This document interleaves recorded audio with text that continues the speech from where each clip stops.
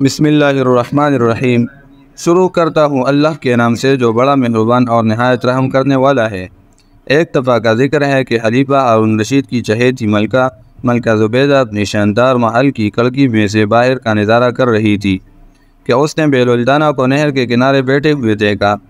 وہ بچوں کی طرح ریت سے کھیل رہے تھے۔ کبھی وہ اس کی چھوٹی چھوٹی ڈیریاں بناتے، کبھی انہیں کیاروں کی شکل دیتے، کبھی ان گھروں میں کھڑکیاں اور دروازے بناتے۔ زبیدہ کچھ دیر ان کا یہ کھیل دلچسپی سے دیکھتی رہی، پھر اپنی چند کنیزوں کے ساتھ باہر آئی اور بہلولدانہ کے پاس آ کھڑی ہوئی اور انہیں متوجہ کیا اور بولی، بہلول یہ کیا کر رہے ہو؟ بہلولدانہ نے سر اٹھا کر دیکھا اور بولے، یہ میں جنت کے محل بنا رہا ہوں۔ اتنا کہہ کر وہ پھر اپنے کام میں مصروف ہو گئے۔ زبیدہ نے مصنوعی حیرت سے کہا، اچھا، پھر کچھ سوچ کر بولی، بہلول تم جنت کے یہ محل بیچتے بھی ہو؟ تو بہلولدانہ نے جواب دیا، ہاں بیچتا ہوں۔ تو زبیدہ نے مزاحاً پوچھا، کتنے دینار میں؟ تو بہلولدانہ نے بتایا، صرف 100 دینار میں۔ ملکہ زبیدہ نے سوچا کہ اس طرح مذاق ہی مذاق میں بہلولدانہ کی مدد بھی ہو جائے گی۔ اس نے کنیزوں کو حکم دیا کہ بہلول کو 100 دینار ادا کر دیے جائے اور بہلولدانہ سے بولی، بہلول میں بھی ایک جنت خریدنا چاہتی ہوں۔ تو بہلولدانہ نے استفسار سے کہا، کون سی؟ ملکہ زبیدہ نے یوں ہی ریت کی ایک کیاری کی جانب اشارہ کر دیا اور بولی، مجھے وہ جنت چاہیے۔ بہلولدانہ نے رقم لے لی اور بولے، تم نے قیمت ادا کر دی ہے، ٹھہرو میں اس کا قبالہ تمہارے نام لکھ دیتا ہوں۔ ملکہ زبیدہ ہنسی اور بولی، اس وقت میں جلدی میں ہوں، بہلول تم اس کا قبالہ لکھ کر محل میں لے آنا۔ ملکہ زبیدہ اتنا کہہ کر آگے بڑھ گئی۔ بہلولدانہ بھی اپنی مٹی کی ڈیریاں ڈھا کر اٹھ کھڑے ہوئے اور وہ سب دینار اپنی جولی میں ڈال کر ضرورت مندوں اور ناداروں کی تلاش میں نکل گئے۔ ملکہ زبیدہ سب کچھ بھول کر اپنی معمولات میں مصروف ہو گئی۔ رات اپنے بستر پر گئی، آنکھ لگی تو اس نے دیکھا ایک ایسے خوشنما باغ میں ہے جس کا تصور کرنا بھی محال ہے کہ روئے زمین پر اس کی کوئی مثال ہو سکتی ہے۔ وہ حیران نظروں سے اسے دیکھتی رہ گئی۔ اس نے آہستہ آہستہ قدم اٹھائے اور حیرت میں ڈوبتی چلی گئی۔ اس کے چاروں طرف عظیم الشان محلات تھے جن کے در و دیوار میں جڑے ہوئے سترنگی جواہرات نگاہوں کو حیران کر رہے تھے۔ چمن میں بہتی ہوئی نہروں کا پانی موتیوں جیسا شفاف تھا۔ گلستان کی بہار قابل دید تھی، کلیاں چٹک رہی تھی، پھول کھل رہے تھے، فضائیں معطر تھی اور ہواؤں میں تازگی اور خوشگواری تھی۔ روشیں پھولوں سے بری تھی اور ان کی مہک نرالی تھی۔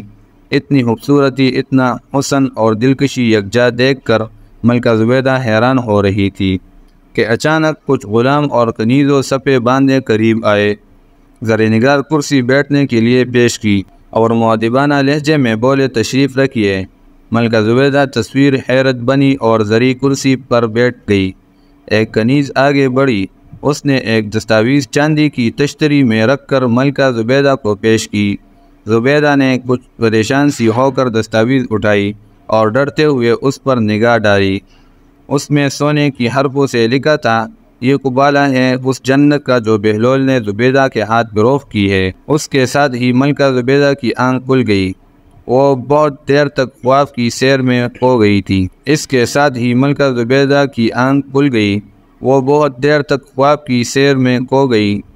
اس کی آنکھوں میں وہ تمام فردوسی مناظر رقص کرنے لگے۔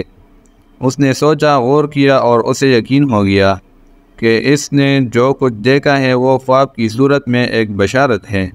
بہلولدانہ کا وعدہ سچ تھا، کیونکہ اس نے بہشت کا قبالہ لکھ کر دینے کا وعدہ کیا تھا، اور جیسے نظارے اس نے خواب میں دیکھے تھے وہ روئے زمین پر کہیں نہیں تھے۔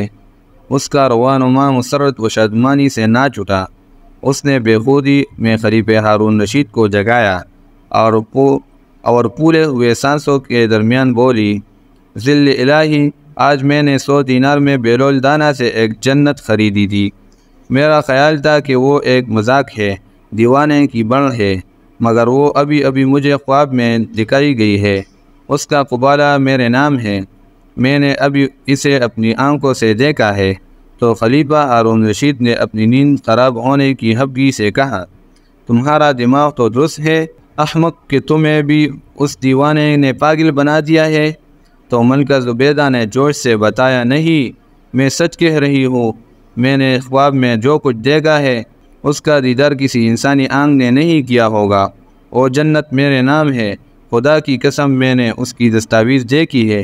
تو خلیفہ ہارون رشید بولا، او ہو، یہ وقت ایسے الٹے سیدھے خواب سنانے کا ہے، خاموش ہو جاؤ اور میری نیند خراب نہ کرو۔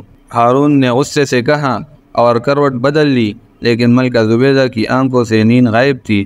وہ تمام رات اس نے اسی تصور میں گزار دی۔ صبح اٹھتے ہی وہ پھر خلیفہ ہارون رشید کے گرد ہو گئی، اس سے قسمیں کھا کر اپنا خواب سنایا اور اسے یقین دلایا کہ اس کا خواب سچا ہے اور بہلول دانا سے خریدی ہوئی جنت حقیقت ہے۔ خلیفہ ہارون رشید نے بہلول دانا کو بلاوا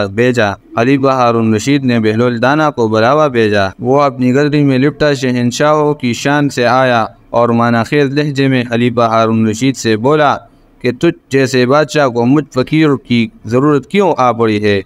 تو خلیفہ ہارون رشید نے مذاق اڑایا اور بولے، سنا ہے تو نے بہشت بیچنے کا کاروبار شروع کر دیا ہے؟ تو بہلول دانا نے بے نیازی سے جواب دیا، ماں بدولت تو یہ کاروبار کب سے کر رہے ہیں؟ تو ہارون نے سوال کیا، سنا ہے تو نے ملکہ کو بھی کوئی جنت بیچی ہے؟ تو بہلول دانا نے اس بات پہ سر ہلایا اور بولے، ہاں۔ تو خلیفہ ہارون رشید نے پوچھا، کتنے میں؟ تو بہلول دانا نے بولے، 100 دینار میں۔ تو خلیفہ ہارون رشید نے کہا، عہد ہو، میں بھی تجھے 100 دینار سے کچھ زیادہ ہی دوں گا، ایک جنت میرے ہاتھوں بھی فروخت کر دو۔ تو بہلول دانا نے کہا لگایا اور بولے، ہارون، تیری ملکہ نے تو ان دے کے یہ سودا کیا تھا اور تو نے تو اس سے سب کچھ سن لیا ہے، اب اس کی قیمت ادا کرنا تیرے بس میں نہیں ہے۔ یہ سن کر خلیفہ ہارون رشید لاجواب ہو گیا اور بہلول دانا بھی محل سے نکل گئے۔ اللہ تعالی ہم سب کو محمد صلی اللہ علیہ وسلم اور محمد صلی اللہ علیہ وسلم کی آل کی فضیلت کو سمجھنے اور ان کی سیرت پر عمل کرنے کی توفیق عطا فرمائے اور ہم سب کو ہدایت عطا فرمائے۔